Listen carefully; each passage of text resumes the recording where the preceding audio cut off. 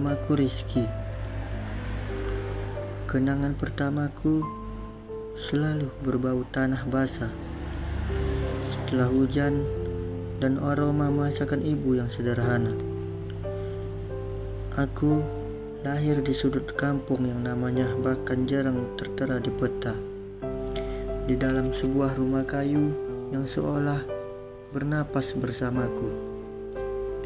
Dindingnya terbuat dari bilah-bilah kayu usang yang sudah termakan zaman. Sesekali mengeluarkan bunyi kretek-kretek saat angin berembus kencang. Atap seng tuanya dengan bercak-bercak karat di sana adalah saksi bisu hujan yang kadang meneteskan air langsung ke dalam baskom yang berjejer rapi di lantai. Namun di antara kesederhanaan bahkan kemiskinan yang nyata, rumah itu adalah benteng yang kokoh, dibangun dari tiang-tiang cinta yang tak tergoyangkan.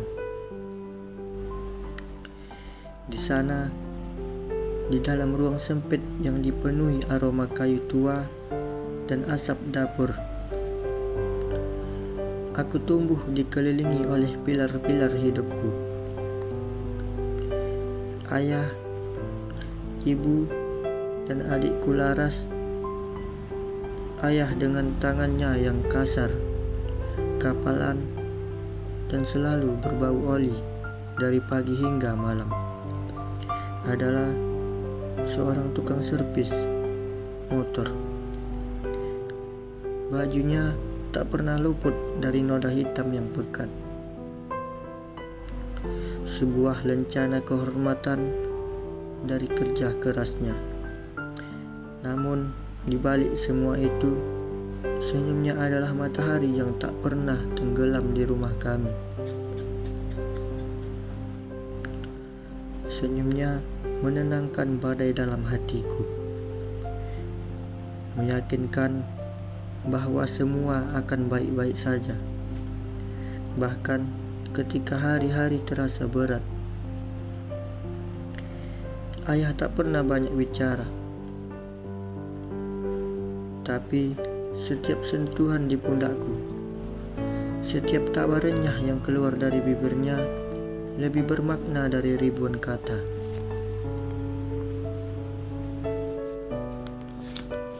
Ibu dengan jemari lentiknya yang tak pernah lelah adalah jantung rumah ini. Ia menjahit pakaian pesanan tetangga di bawah cahaya lampu minyak yang remang, menyiapkan hidangan sederhana dari bahan seadanya yang selalu terasa istimewa, dan menjaga agar setiap sudut rumah tetap hangat dan terawat. Ia adalah pondasi, penopang, dan pelabuhan setiap sudut rumah tetap hangat dan terawat. Ia adalah pondasi, penopang, dan pelabuhan bagi kami semua. Laras, adik perempuanku, adalah embun pagi di kehidupan kami. Matanya bersinar penuh imajinasi, tangannya cekatan menggambar rumah-rumah impian yang menjulang tinggi, lengkap dengan taman bunga dan pagar putih. Ia juga gemar menulis puisi di lembaran-lembaran kosong buku tulis bekas, merangkai kata-kata tentang awan, sungai, dan bintang. Kami mungkin miskin dalam harta, tak punya televisi, tak punya sepatu baru setiap tahun, tapi tak pernah sedetik pun kami merasa kekurangan kasih sayang. Kasih sayang itu melimpah ruah, mengalir, mengisi setiap celah, setiap sudut hati kami. Malam-malam kami di rumah adalah simfoni kebersamaan. Di bawah cahaya lampu minyak yang berkedip, menciptakan bayang-bayangan menari di dinding. Ibu akan duduk di tikar, mendongeng cerita-cerita rakyat yang kami hafal di luar kepala. Tapi tak pernah bosan ku dengar. Suaranya yang lembut, intonasinya yang mendayu, seolah menghanyutkan kami ke dunia lain.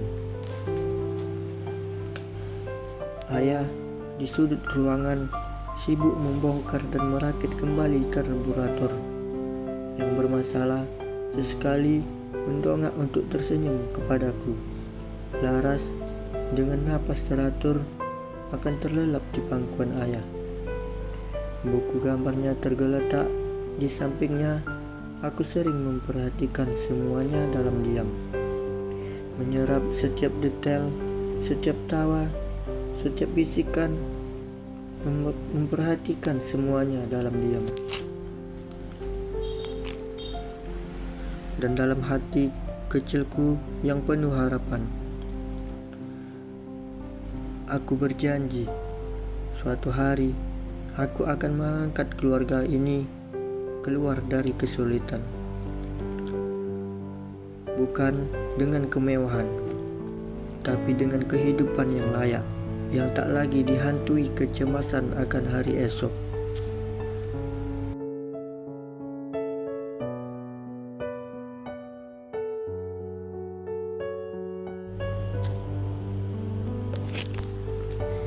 Setiap pagi, terlepas dari cuaca, aku akan mengayuh sepeda tua peninggalan ayah menuju sekolah. Sepeda itu adalah saksi bisu pertualanganku. Rantai yang sering lepas di tengah jalan, sadelnya yang sobek menampakkan busa kuning di dalamnya, dan remnya yang kadang tak pernah berfungsi dengan baik, tak pernah membuat semangatku luntur. Setiap kayuhan adalah doa. Setiap putaran roda adalah langkah menuju masa depan yang kubayangkan. Di sekolah, aku belajar keras. Setiap pelajaran adalah jendela menuju dunia yang lebih luas. Setiap buku adalah kunci yang membuka gerbang pengetahuan. Aku yakin pendidikan adalah satu-satunya jalan, satu-satunya jembatan yang bisa membawa kami menyeberangi sungai kemiskinan. Sepulang sekolah, tanpa membuang waktu, aku akan langsung bergegas membantu ayah di bengkel kecil kami. Bengkel itu hanyalah gubuk sederhana di samping rumah,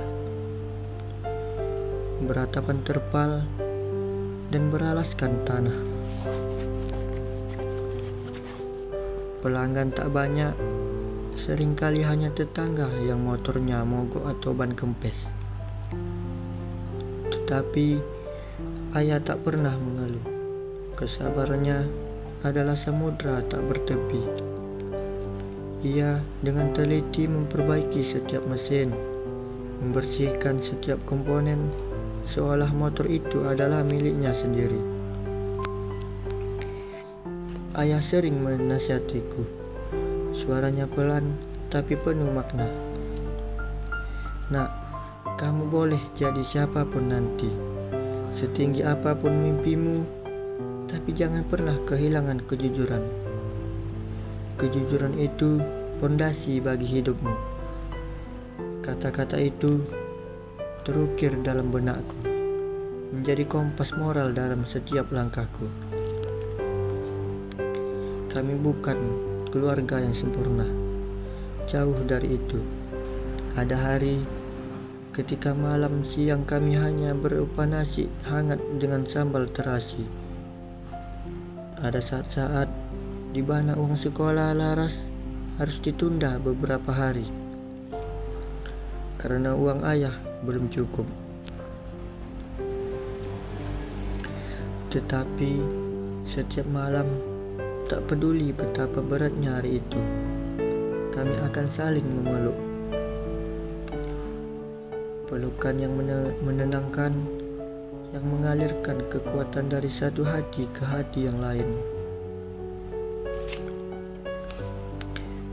Kami saling menguatkan, saling mengingatkan bahwa kami tidak sendiri dalam perjuangan ini, dan itu sudah lebih dari cukup untuk membuatku terus melangkah, terus berjuang. Kami adalah ranting-ranting yang tumbuh dari satu akar yang sama, dan selama akar itu kuat, kami akan tetap berdiri tegak.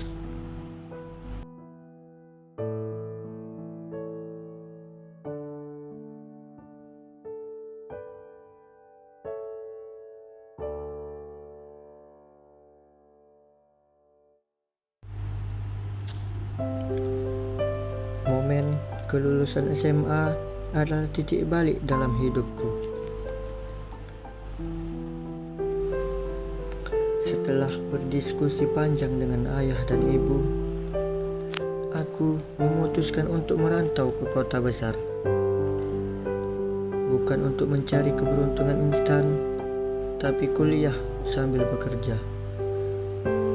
Pagi itu, udara di kampung terasa lebih dingin, diselimuti kabut dan keharuman embun. Aku pamit, berdiri di ambang pintu rumah kayu yang telah menjadi saksi bisu seluruh hidupku. Ayah, dengan mata-mata berkaca-kaca, namun senyumnya tetap tersungging, menyerahkan kunci sepeda motornya yang sudah sangat tua. Ini pegang, rawat baik-baik. Kalau ada apa-apa, jangan sungkan menelepon. Suaranya serak dan aku tahu betapa berat baginya berpisah denganku. Satu-satunya anak laki-laki, motor itu bukan hanya alat transportasi. Itu adalah simbol kepercayaan padaku, sebuah bagian dari dirinya yang ia serahkan.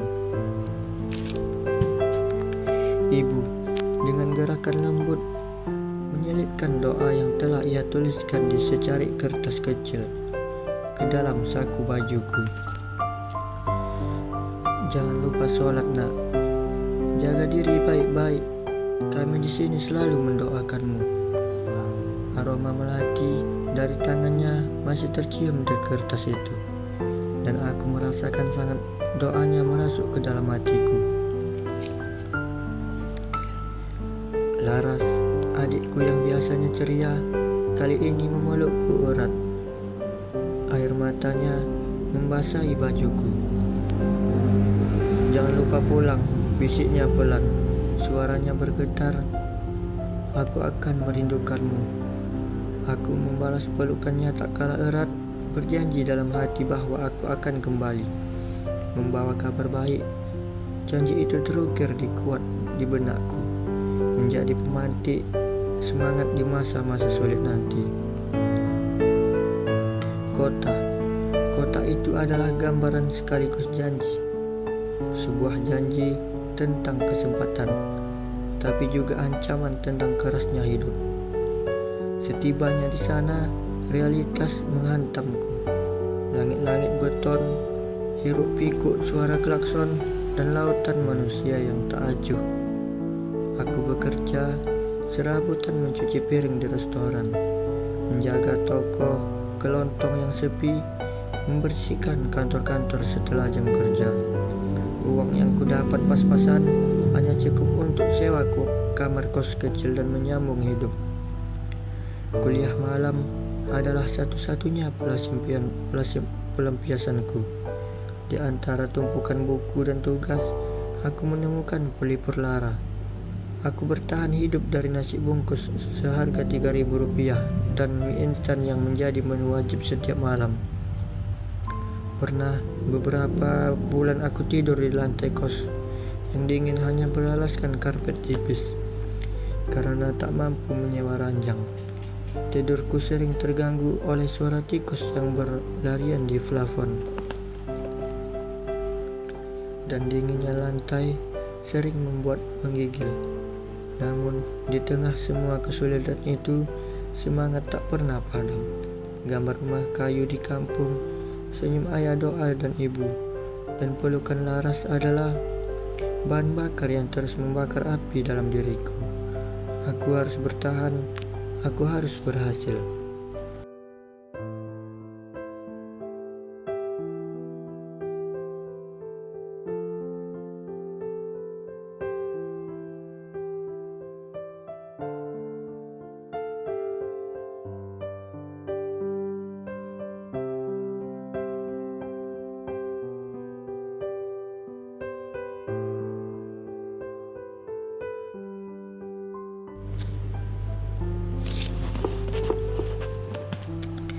Di tengah kerasnya perjuangan di kota,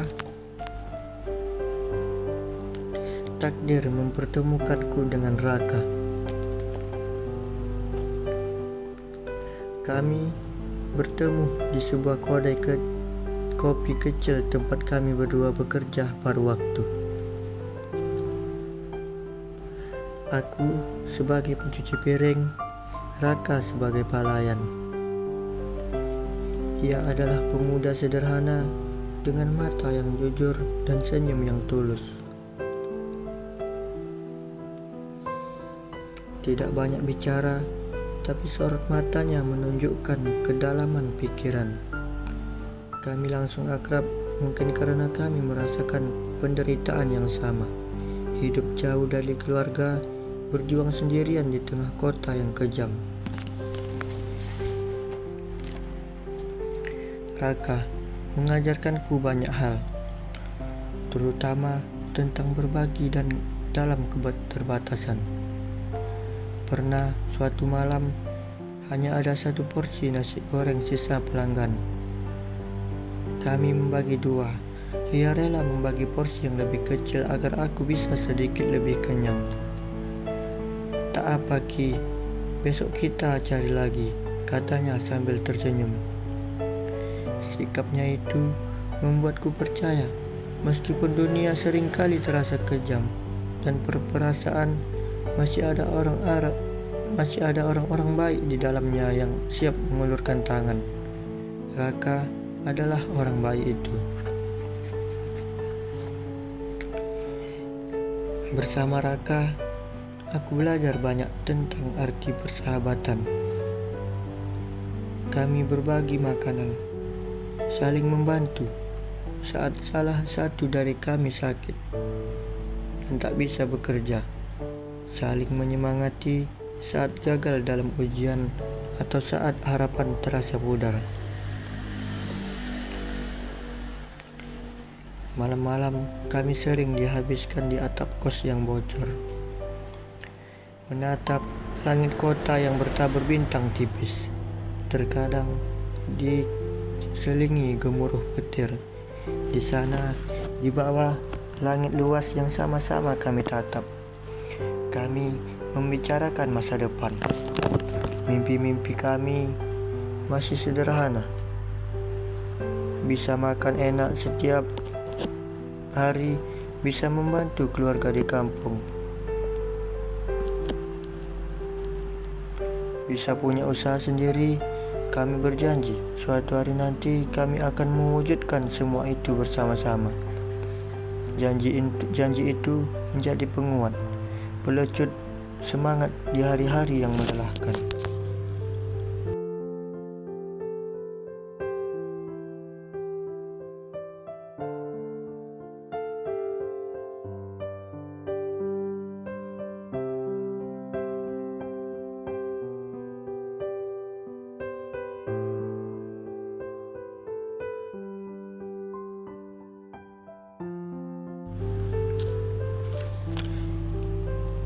Hidup memang tak selalu berjalan mulus. Ada kalanya badai datang tanpa peringatan, menghempaskan semua yang telah dibangun. Aku pernah mengalami titik terendah dengan modal hasil menabung bertahun-tahun. Aku mencoba membuka usaha kecil di bidang pengiriman barang, bekerja sama dengan seorang kenalan. Semuanya tampak menjanjikan pada awalnya. Impianku terasa begitu dekat, namun takdir berkata lain. Aku ditipu. Uang tabungan hasil kerja kerasku selama bertahun-tahun lenyap begitu saja, dibawa lari oleh orang yang kupercaya. Kuliahku nyaris terhenti karena tak ada lagi biaya. Aku merasa gagal, hancur dan putus asa. Dunia seolah runtuh menimpaku.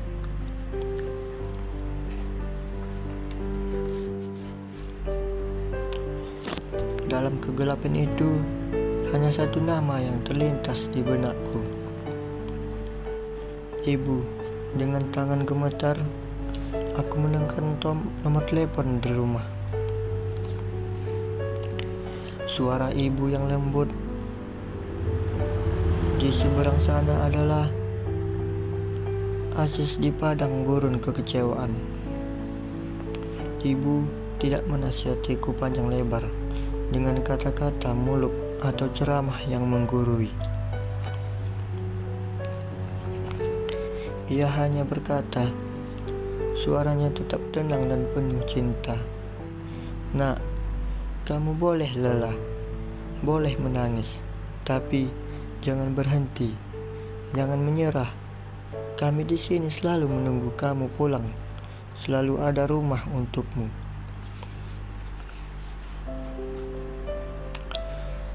Kata-kata itu sederhana, menembus hatiku yang remuk. Mereka adalah ramuan ajaib yang menyembuhkan lukaku, menumbuhkan kembali tunas-tunas harapan. Nasihat ibu bukan tentang bagaimana aku harus bangkit, tapi tentang kebersamaan dan penerimaan. Itu cukup, lebih dari cukup.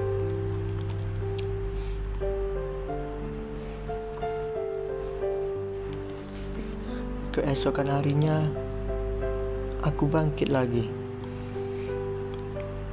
Bukan dengan semangat yang membara, yang membabi buta, melainkan dengan ketenangan dari tekad yang baru.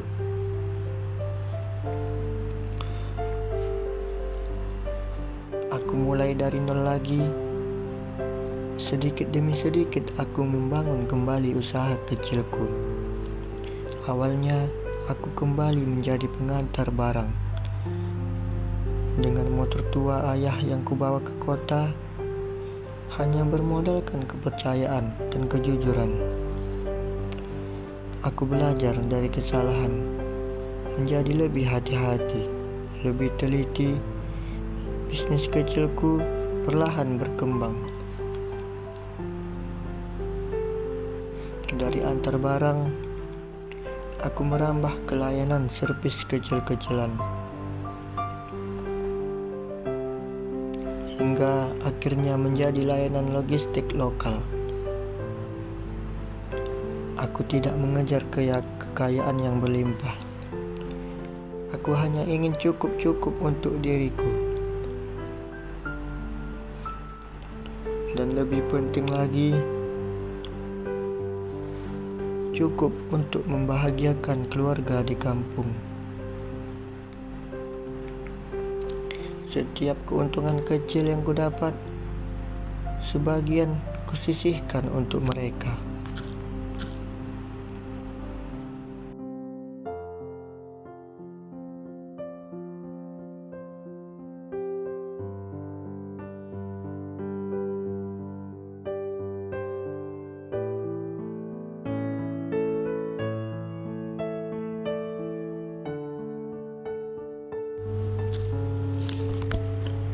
Hampir 10 tahun lamanya aku merantau. 10 tahun yang diwarnai tawa, air mata, perjuangan, dan pelajaran hidup. Kini saatnya pulang. Ada degup kencang di dadaku saat bus yang kutumpangi melambat memasuki gerbang kampung. pemandangan sawah hijau yang membentang luas, aroma tanah basah, dan suara burung gereja yang familiar adalah melodi yang telah lama kurindukan.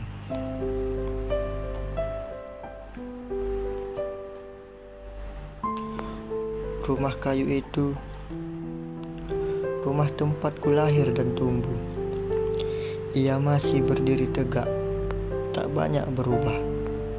Dinding kayunya semakin tua, atap sengnya semakin pudar warnanya. Tapi aura kehangatan tak pernah sirna.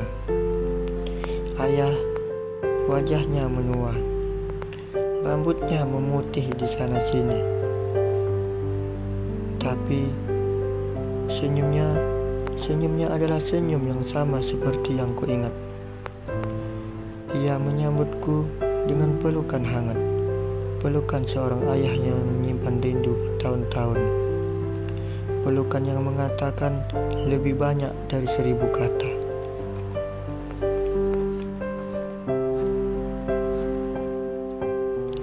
Ibu, matanya berbinar.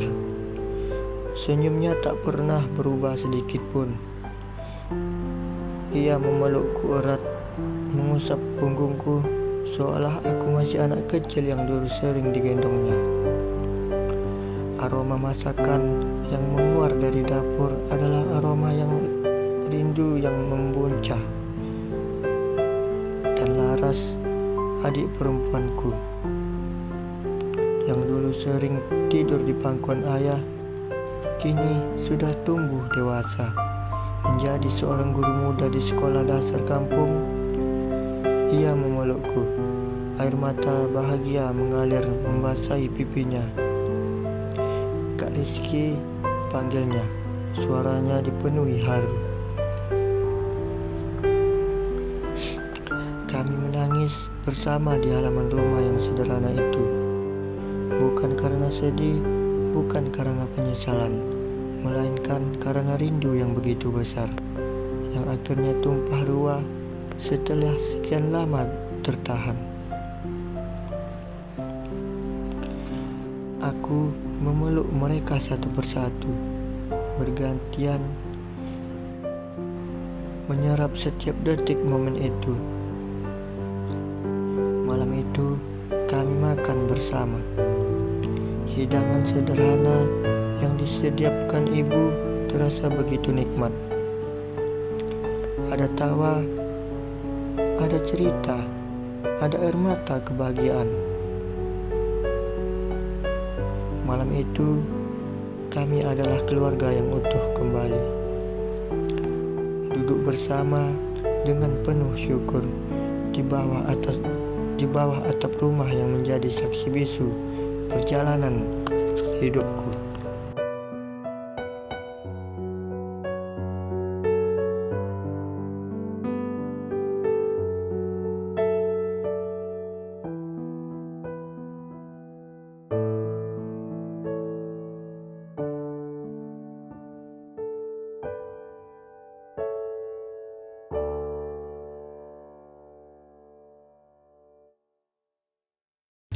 Pulang bukan hanya sekedar kembali,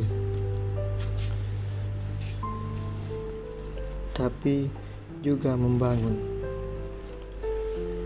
Bukan hanya untuk diri sendiri, tapi untuk kampung dan orang-orang yang kucintai. Aku merenovasi rumah lama kami. Tidak menjadikannya istana mewah,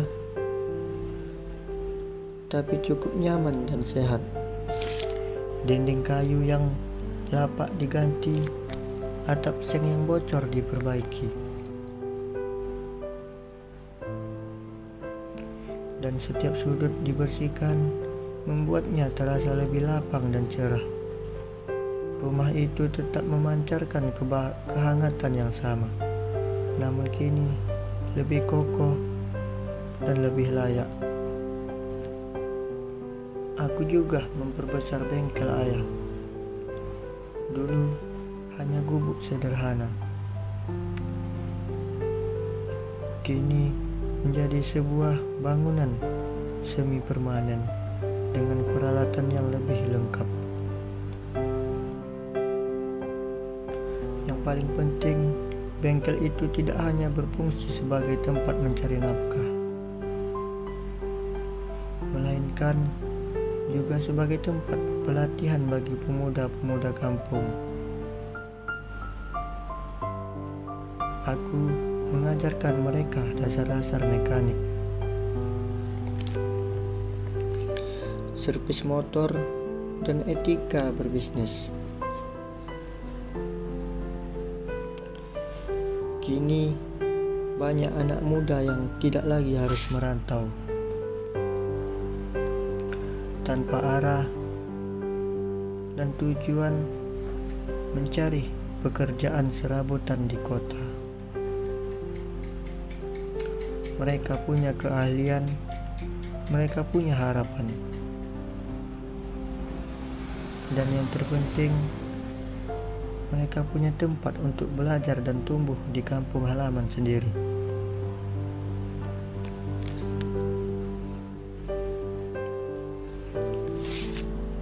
Ibu dengan semangat barunya membuat taman kecil di halaman belakang rumah. Ia menanam bunga-bunga berwarna-warni dan sayuran organik. Taman itu tidak hanya mempercantik rumah,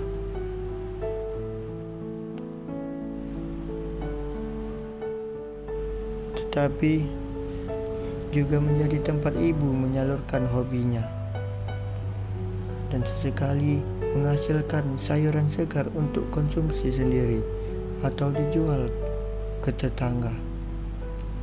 Laras dengan antusiasme yang sama membuka perpustakaan anak-anak di ruang tengah rumah kami. Buku-buku yang kubawa dari kota ditambah sumbangan dari teman-teman memenuhi rak-rak setiap sore. Anak-anak kampung berkumpul membaca, menggambar, dan mendengarkan cerita yang dibacakan Laras.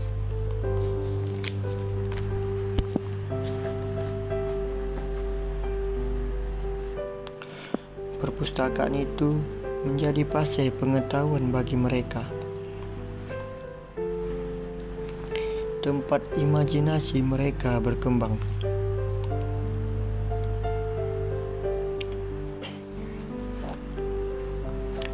Sementara itu, aku mulai mengajar bisnis kecil-kecilan di balai desa.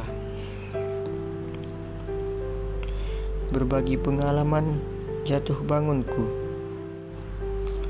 mengajarkan prinsip kejujuran dan ketekunan dalam berwirausaha.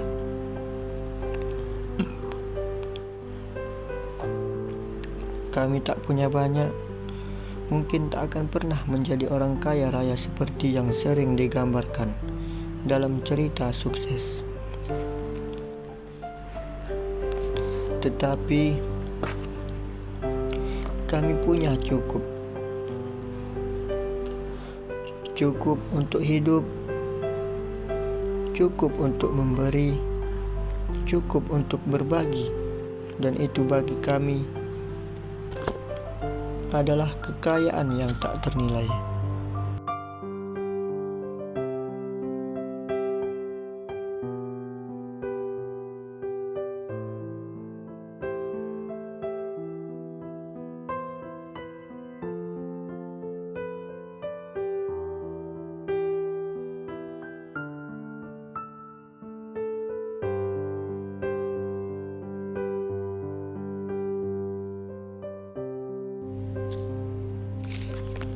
Suatu sore, hujan turun dengan derasnya. Suaranya menderu di atap seng, menciptakan melodi yang sudah sangat akrab di telingaku. Aku duduk di serambi rumah, menikmati tetesan air yang jatuh dari genting, membasahi tanah di depan kami. Ayah duduk di sampingku, menyesap teh hangatnya.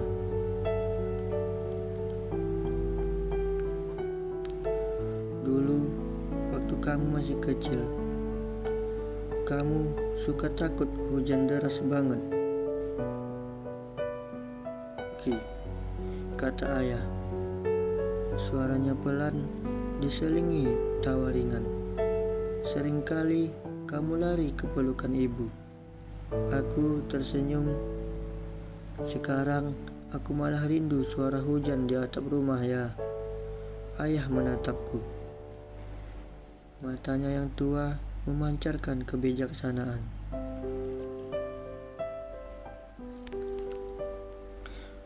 Hujan itu sama seperti hidup, nak. Kadang deras, kadang pelan, kadang membawa kebahagiaan, kadang juga kesedihan, tapi selalu berakhir dan setelah itu ada pelangi.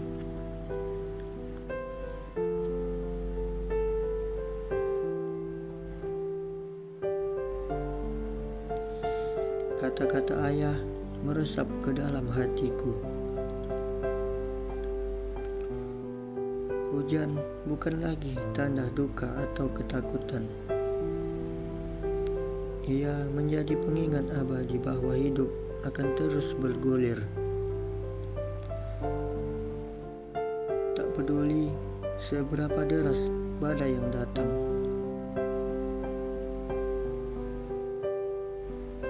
Badai pasti akan datang, menguji ketahanan kita, menggoyahkan pondasi. Tapi jika kita tetap bersama, berpegangan tangan, saling menguatkan, semuanya akan baik-baik saja. Kami adalah pohon yang akarnya dalam. Dan meskipun angin badai menerpa, kami akan tetap berdiri tegak.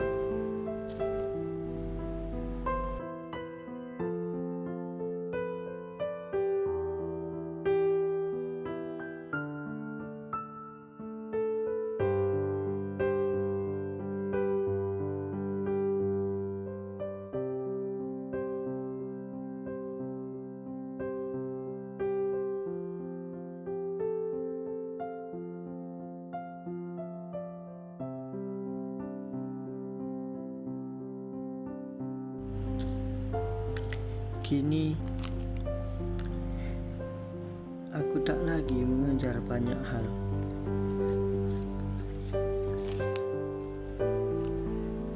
Ambisi-ambisi masa mudaku telah berubah. Aku tidak lagi menginginkan kekayaan berlimpah.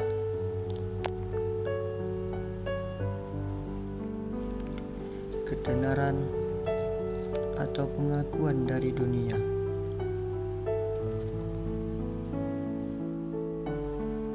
Aku hanya ingin hidup damai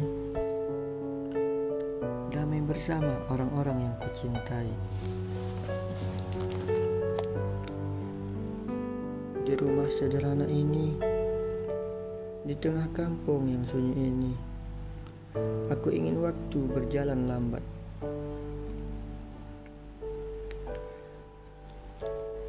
Seolah jarum jam melambat setiap detiknya.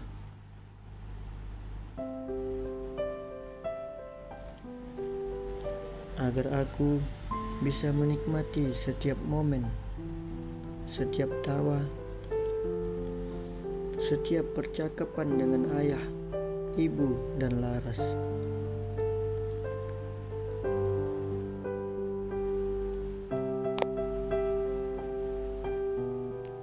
Seringkali aku duduk di bangkuan. Seringkali aku duduk di kamar Laras, yang kini menjadi ruang baca dan perpustakaan kecilnya. Aku membaca surat-surat lama yang dulu pernah kutulis untuk diriku sendiri.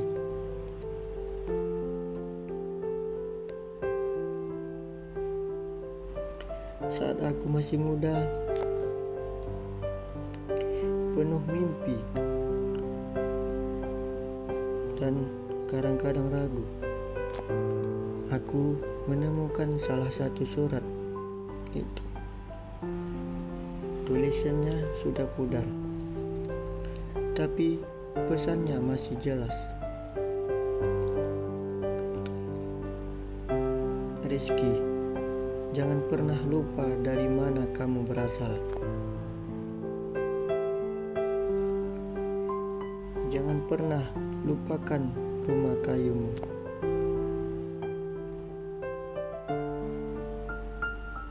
Bau olinya ayah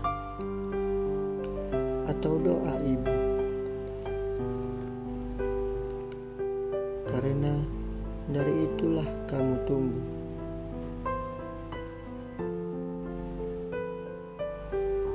Dan dari cinta keluargamu, kamu menjadi kuat.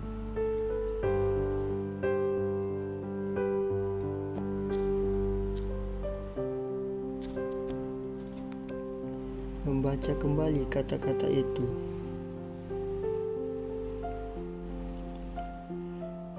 aku merasa damai. Hidupku bukanlah kisah tentang kesuksesan, dan bukan kisah hidup tentang kesuksesan yang besar menggema, dan bukan tentang kekayaan yang melimpah ruah atau pencapaian spektakuler di mata dunia.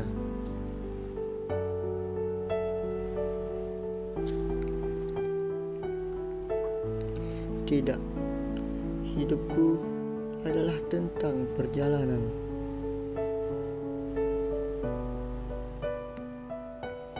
Perjalanan seseorang anak kampung yang tidak menyerah pada keadaan.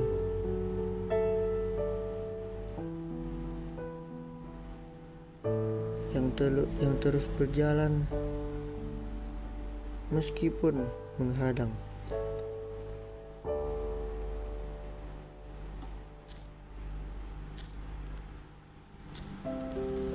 Yang terus melangkah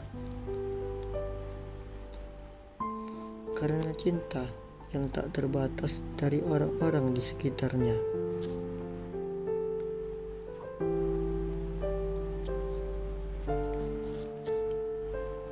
Ini adalah kisah tentang ketekunan,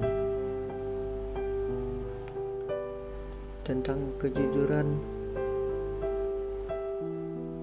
dan tentang arti sejati dari sebuah keluarga.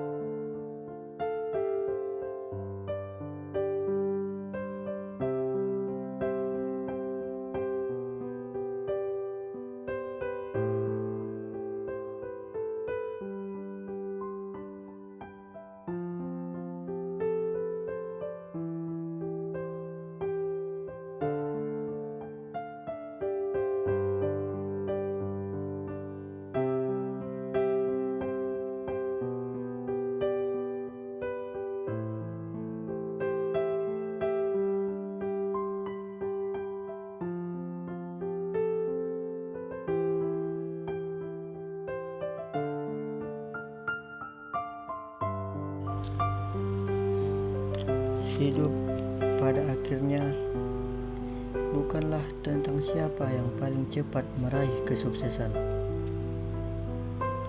tetapi tentang siapa yang paling sabar melangkah.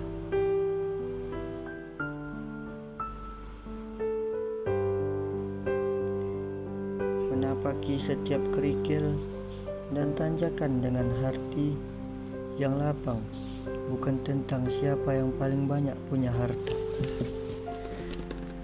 tapi siapa yang paling bisa bersyukur atas apa yang ia miliki. Sekecil apapun itu, dan saat aku menuliskan semua ini di serambi rumah kayu yang telah menjadi saksi bisu seluruh hidupku, dengan suara hujan yang kembali menggulai atap, aku tahu aku sudah sampai, bukan di puncak mimpi-mimpi masa muda yang penuh ambisi, bukan di gedung-gedung pencakar langit atau di atas tumpukan uang, tapi di tempat yang paling indah, paling nyata, dan paling bermakna bagiku, di tengah keluarga, dalam rumah yang sederhana, dan dalam hidup yang penuh dengan makna cinta dan syukur.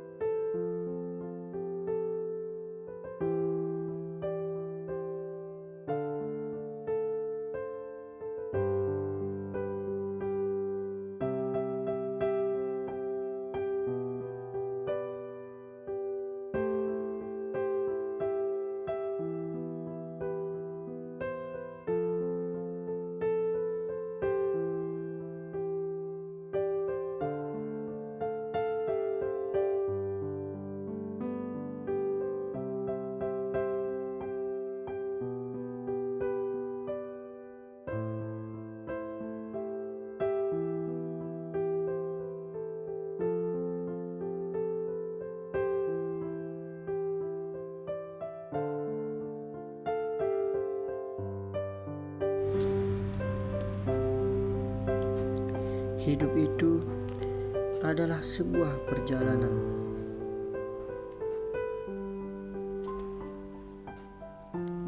Perjalanan yang tak pernah kita tahu pasti ujungnya. Namun selalu punya alasan untuk dijalani. Aku sering merenung, duduk sendiri di sudut kamar, memandangi langit yang kadang cerah, kadang kelabu. Rasa sepertinya melihat refleksi hidup sendiri.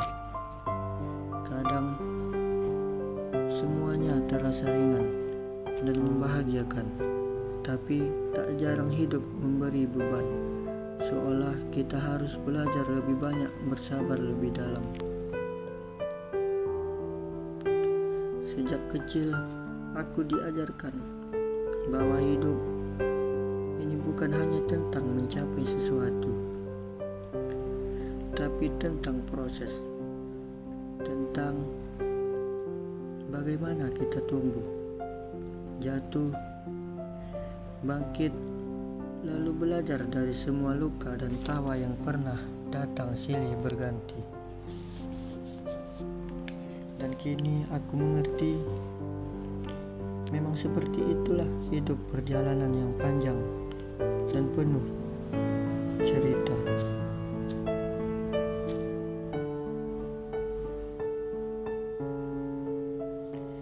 Kita lahir tanpa tahu dunia ini seperti apa. Kita tumbuh di bawah kasih sayang orang tua. Belajar menyebut nama mereka, belajar berjalan, belajar mengenal dunia. Tapi semakin kita besar, semakin kita sadar bahwa dunia tidak selalu seperti yang dulu diajarkan saat masih kecil. Bahwa tidak semua orang akan memperlakukan kita dengan baik.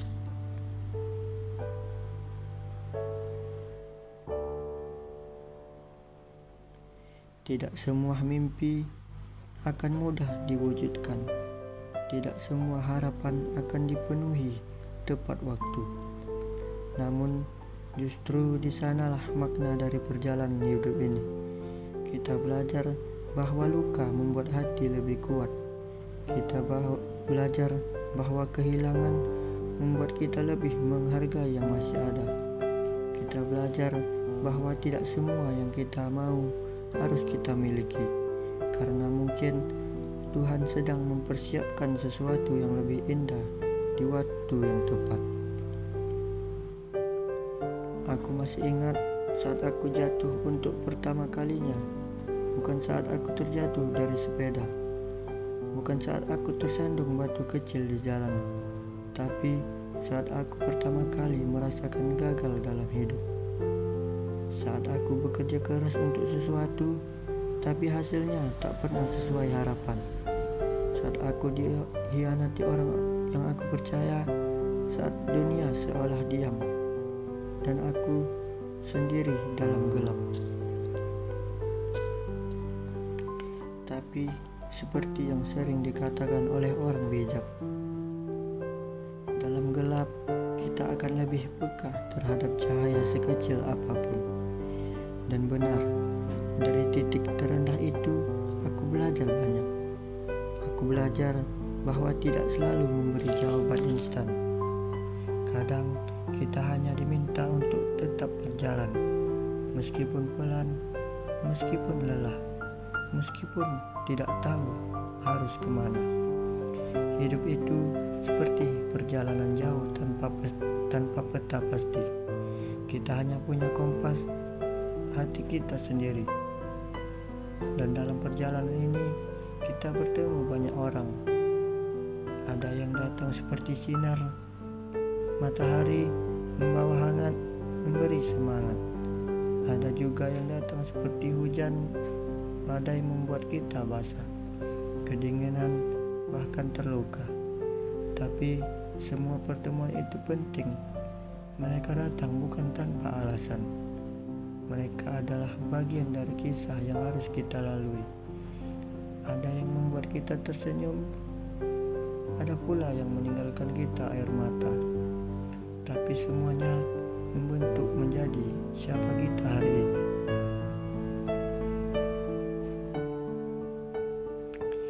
Dalam hidup, kita juga harus banyak melepaskan hal-hal yang tidak bisa kita ubah, melepaskan orang-orang yang sudah memilih jalan mereka sendiri,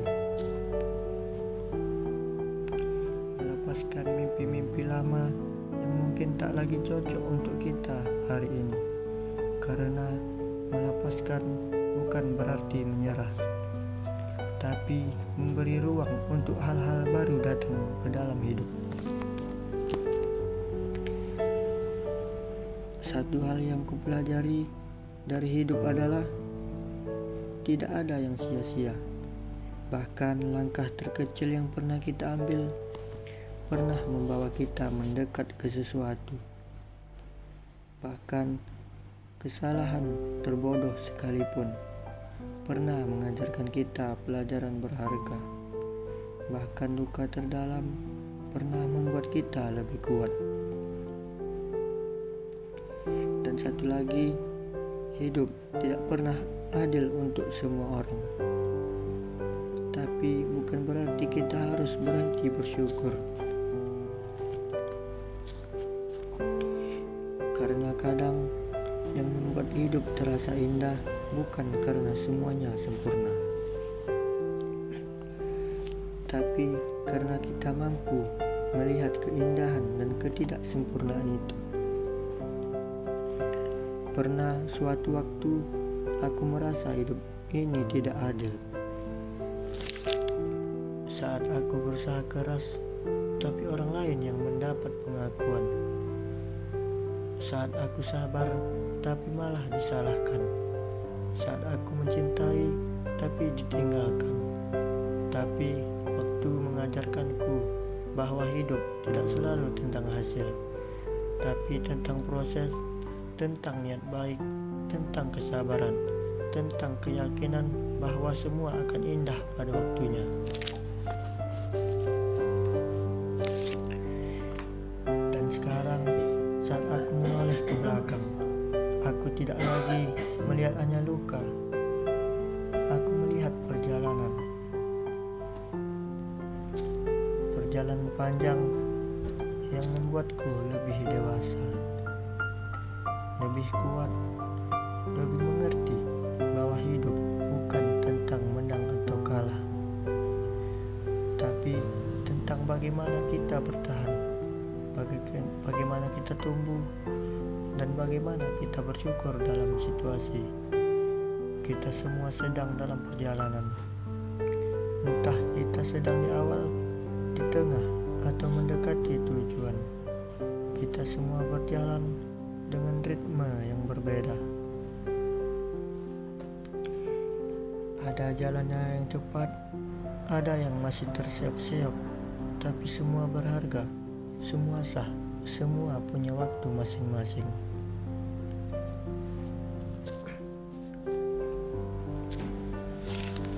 Jadi, jika kamu sedang merasa lelah, berhentilah sejenak, bukan untuk menyerah, tapi untuk bernapas, untuk menyadari bahwa kamu sudah sejauh ini, untuk mengingat bahwa kamu punya alasan kenapa kamu memulai.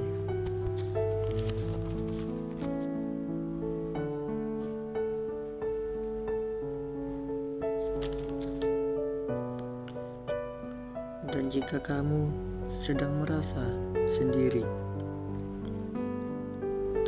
dan ingatlah,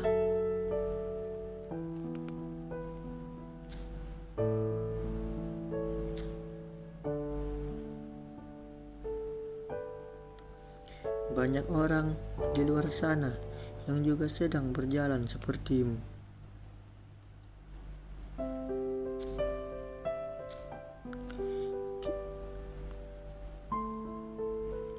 Kita semua sedang belajar, kita semua sedang tumbuh, kita semua sedang menjalani perjalanan yang disebut hidup. Biarlah setiap langkahmu menjadi cerita, biarlah setiap luka menjadi pelajaran,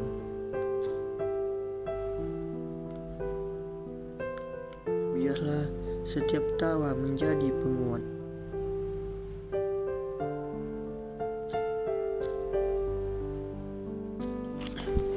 Karena pada akhirnya ketika kita menutup mata nanti, bukan tentang apa yang kita miliki dan bukan apa yang kita kenal, tapi tentang bagaimana kita menjalani setiap detik dalam hidup ini.